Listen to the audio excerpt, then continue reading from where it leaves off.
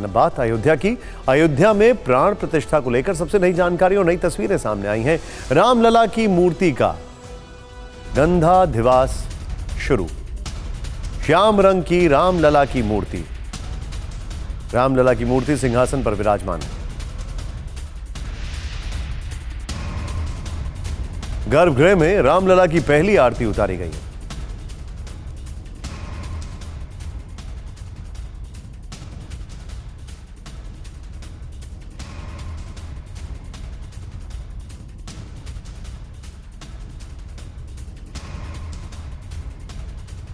अब आपको रामनगरी अयोध्या से लगातार हर तस्वीर दिखा रहे हैं, हर अपडेट पहुंचा रहे हैं। अगर आज की बात करें तो पहले आपको राम मंदिर पर दो शुभ समाचार देते हैं। पहला ये कि अयोध्या में गर्भगृह में रामलला विराजमान हो चुके हैं। 5 घंटे के विशेष अनुष्ठान के बाद आज मूर्ति स्थापित कर दी गई। दूसरा ये है कि पीएम मोदी प्राण प्रतिष्ठा अनुष्ठान के लिए यम नियमों का कठोरता से पालन कर रहे हैं। प्रधानमंत्री 11 दिनों के अनुष्ठान के लिए केवल कंबल बिछाकर जमीन पर सो रहे हैं, सिर्फ नारियल पानी पी रहे हैं। हमारे पास राम मंदिर से जुड़ी कई बड़ी खबरें हैं और आज के अद्भुत वीडियो हैं, लेकिन इससे पहले 1992 के मंदिर आंदोलन पर वो विस्फोटक खुलासा जो बीजेपी नेता विनय कटियार ने TV9 भारतवर्ष पर किया। TV9 भारतवर्ष पर विनय कटियार का बड़ा खुलासा। तत्कालीन पीएम नरसिम्हा राव की ओर से विवादित ढांचा गिराने का आदेश था। विनय कटियार ने TV9 ग्रुप के न्यूज डायरेक्टर हेमंत शर्मा से क्या खुलासा।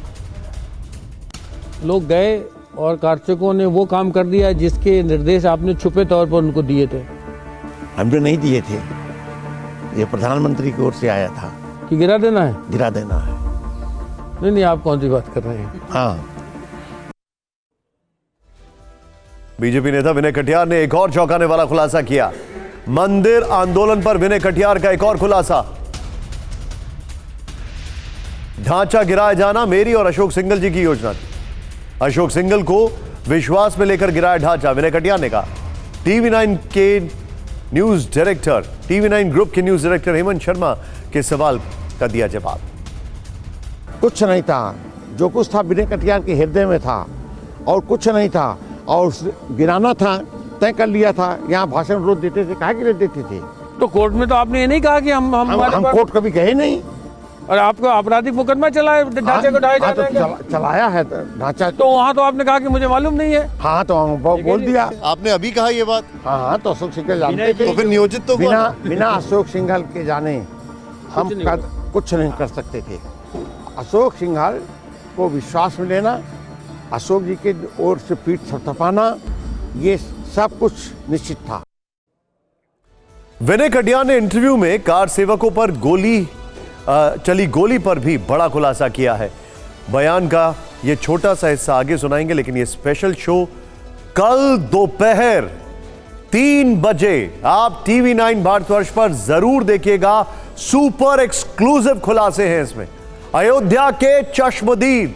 यकीन मानिए ऐसा शो आपने अभी तक नहीं देखा होगा जिसमें इतने खुलासे हो रहे हैं। विनय कटियार का यह खुलासा तो आपने सुना, ऐसे खुलासे इससे पहले कभी मीडिया में सामने नहीं आए।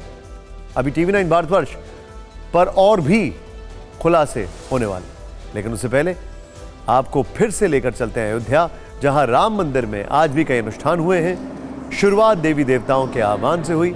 आज की पूजा के विधि विधान पर पंडित दुर्गा प्रसाद जी से एक्सक्लूसिव बातचीत सुनिए। ये आचार्य कार सेवकपुरम।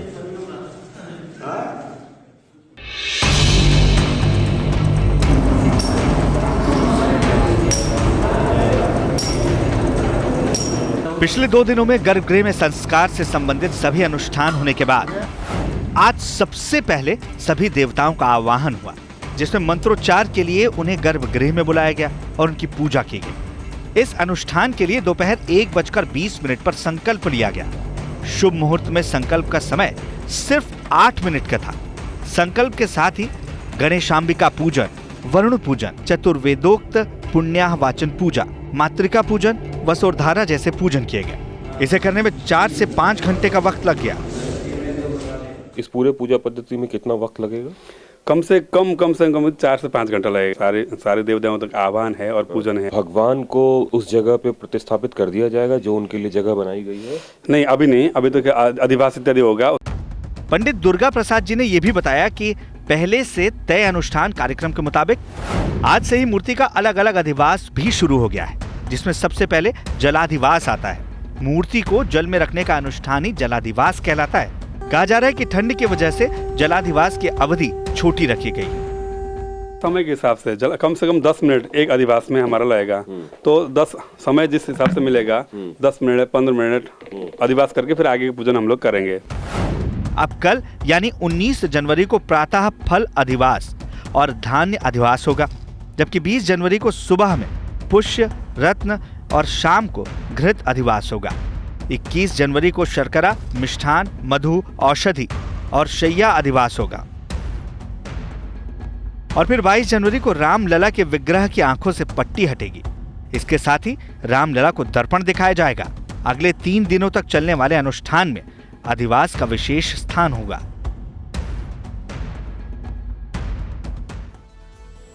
अब अगली एक और बड़ी खबर अयोध्या को लेकर विनय कटियार के खुलासे से जुड़ी हुई है। 6 दिसंबर को विनय कटियार को गोली चलने की आशंका थी, लेकिन गोली चलने की आशंका के बावजूद हर हाल में ढांचा गिराए जाने की योजना तैयार थी। तो आपको इस बात का अंदाज था कि अगर ये होगा तो इसके रिपरकशन नहीं होंगे, गोलियां नहीं चलेंगी, कुछ खून खराबा तो नहीं होगा? सब अंदाज था कि नहीं होगा कुछ भी? नहीं, सब अंदाज था कि कुछ भी हो सकता है, लेकिन ढांचा गिरना चाहिए, ढांचा जाना चाहिए। अयोध्या में ढांचा गिराए जाने पर विनय कटियार ने एक और खुलासा किया है। आधा ढांचा गिरने के बाद नरसिम्हा राव ने किया था फोन। नरसिम्हा राव ने विनय कटियार से कहा था जो करना है जल्दी कीजिए। ढांचा आधा गिर गया तो दोपहर बाद फिर आपने यही इसी घर में आके बार बार उनका फोन आ रहा था, आप उनका फोन ले नहीं रहे थे, लेकिन बाद में अशोक जी के कहने से आपने उनका फोन लिया। तो क्या कहा उन्होंने?